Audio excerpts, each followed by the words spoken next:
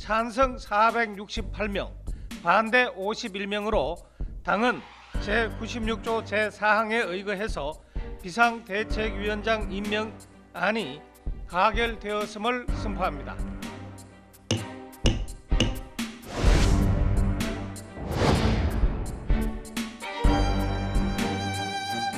당을 안정화시키는 것이 제 1차적인 임무이기 때문에 지역 안배도 좀 하고 또 통합이라는 그 목표에 걸맞는 그런 통합형 인선을 좀 해야 되지 않을까.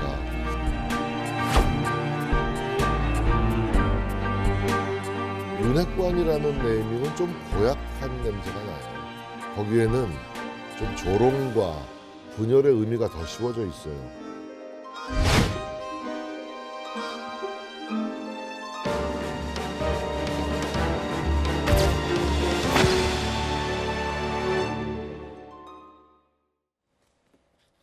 자, 국민의힘은 추석 연휴가 끝나면 윤석열 정부 출범 이후 두 번째 비대위를 공식 출범시킬 예정이었습니다. 자, 새 비대위의 가장 큰 과제, 이 당의 혼란을 빨리 수습해서 전당대회를 무사히 치러내는 것이겠죠. 현재 거론되는 전당대회 시기는 크게 연말이나 연초, 내년 초가 아니냐라고 갈리고 있는데, 일단 정진석 비대위원장은 연내에 올해 안에 전당대회를 하는 건 사실상 물리적으로 불가능하다라는 전망을 내놓은 겁니다. 자, 당장 정기국회에 전력을 쏟아 부어야 하는 데다가 당 혼란 수습도 쉽지 않은 상황. 거기다가 이 전당대회 시기가 일단 지금 빨리 뭘 해야 이 수습이 되지 않겠습니까만 올해는 힘들다고 하는군요. 가장 큰 이유가 뭡니까? 사실은 이제 앞으로 남은 국회 일정들을 생각해 보면 금방 뭐 이해가 되실 텐데요. 네. 당장 이제 9월에 정기국회가 시작이 되면 10월에 국정감사를 해야 되고 11월에 예산안 심사를 해야 되는데, 사실 이번이 어떤 그 정기국회냐라고 한다 그러면 국민의힘 입장에서는 여당에서 맡는 첫 국정감사와 예산안 심사거든요. 굉장히 심혈을 기울여야 되고 앞으로 윤석열 정부 5년의 향방을 어떤 좌우하는 그런 굉장히 중요한 일정이라고 저는 생각이 됩니다.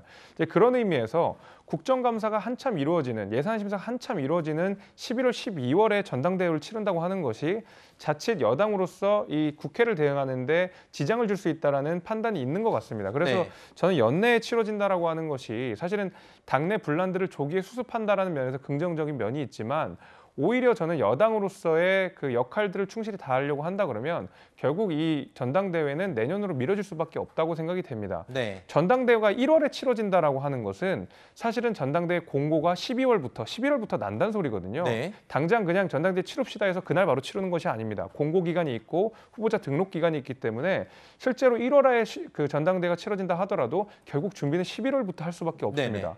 그럼 11월 전당대회라고 한다면 9월부터 치러야 되는 것이거든요. 당장 지금부터 준비를 하기 시작해야 되는데 이것이 실제로 뭐 정치적 셈과는, 그다음에 어떤 정치적 그 유불리를 떠나서 물리적으로 어려운 것은 맞습니다. 네. 일단 이 얘기를 들어보면 전당대회 시기는 지금 알 수가 없는 상황입니다. 하지만 당권 주자들의 움직임은 점점 빨라지고 있습니다. 차기 당 대표로 누가 적절한지 이 여론조사 결과 하나 보여드리겠습니다. 자, 차기 당 대표로 어떤 사람이 어울리겠느냐? 1위가 지금 유승민 전 의원으로 얘기가 나오고 있습니다. 18.8%. 안철수 의원이 14.9%. 거기에 이준석 전 대표가 11.6%로 조사가 됐습니다. 자, 그런데 국민의힘 지지층의 생각은 또 다른 것 같습니다. 국민의힘 지지층에게 물어봤더니 나경원 의원이 24.3%가 나왔고요. 안철수 의원이 20.4%. 근데 여기서도 세 번째는 역시 이준석 전 대표가 10.1%로 나타났습니다. 자, 전 국민 대상 선호도 조사에서는 18.8%였던 유승민 전 의원이 국민의힘 지지층에게 물어본 여론조사 결과로는 6.9%로 확 떨어졌습니다. 왜 이런 격차가 생기는 건가요? 그 국민의힘의 당원 구성을 우리가 생각해 볼 필요가 있을 텐데요. 사실 국민의힘 당원들이 뭐 80만 이렇게 이른다고 알려져 있는데 그중에 거의 과반 이상이 사실 대구 경북 지역에 몰려 있습니다. 그러면 결국 국민의힘의 표심이라고 하는 것이 대구 경북의 어떤 당원들의 마음과 직접적으로 연결이 될 수밖에 없다라고 하는 것이거든요.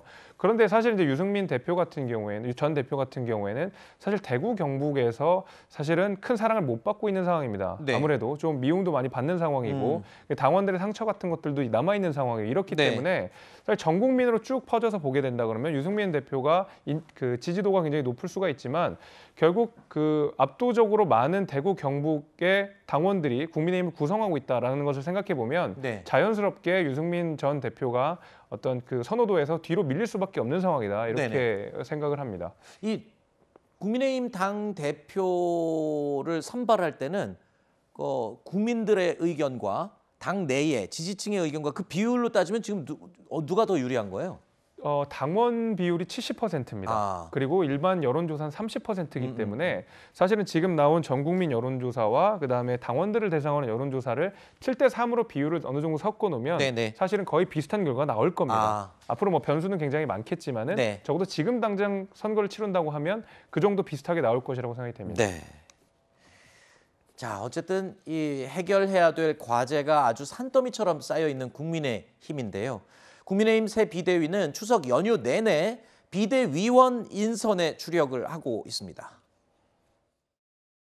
이번 추석 연휴 기간에 좀 고민을 하고 인선을 해서 연휴 끝난 직후에 좀 발표를 하려고 그렇게 하고 있습니다. 당을 안정화시키는 것이 제 1차적인 임무이기 때문에 지역 안배도 좀 하고 또 통합이라는 그 목표에 걸맞는 그런 통합형 인선을 좀 해야 되지 않을까.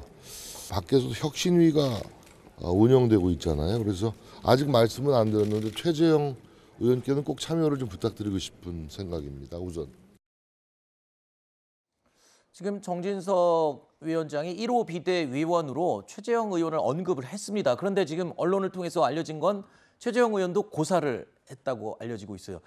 비대위원장도 이 모시기 정말 어려웠었는데 비대위원도 지금 구하기가 만만치 않은 상황인 것 같습니다. 인력난이에요. 사실은 이제 유력 주자들 그다음에 당의 간판이 될 수 있는 분들을 비대위원으로 모시기에는 사실 그런 분들은 대개 차기 전당대회에 출마를 하려고 하시기 때문에 굳이 비대위원으로서 지금 어떤 자신을 정치적으로 소비하지 않으려고 소비되지 않으려고 할 것입니다. 그런 의미에서 당의 간판급 주자들은 당연히 비대위에 참여하지 않는 문제가 있을 테고요. 그렇지 않다고 이제 정진석 비대위원장께서 이렇게 저렇게 물색을 해서 좋은 인재들을 선발한다 하더라도 그 인재들이 사실은 이 비대위가 얼마나 갈지 모른다. 그렇죠. 이준석 대표의 가처분 신청이 또다시 인용이 돼버리면 비대위는 다시 한번 해체될 수밖에 없거든요. 그렇다고 했을 때 이 불안한 상황을 견뎌가면서 그 많은 리스크를 견뎌내면서 비대위원으로서 참여하는 내용이 사실 굉장히 어려울 거라고 생각이 됩니다. 주호영 비대위원장이었던 시절에도 얼마 전이었지만은 당시에도 비대위원들을 모으는데 굉장히 구인난이 있었다는 얘기가 있었거든요. 근데 그때는 심지어 가처분 신청이 인용도 되기 전이었는데도 불구하고 구인난이 있었다 그러면 가처분 신청이 한번 인용되고 난 이후에 비대위원들을 구성하는 것은 정말 아마 난맥상을 계속 겪지 않을까라고 생각이 됩니다. 네. 진짜 넘어야 될 산이 국민의힘 지금 너무 많은 것 같습니다.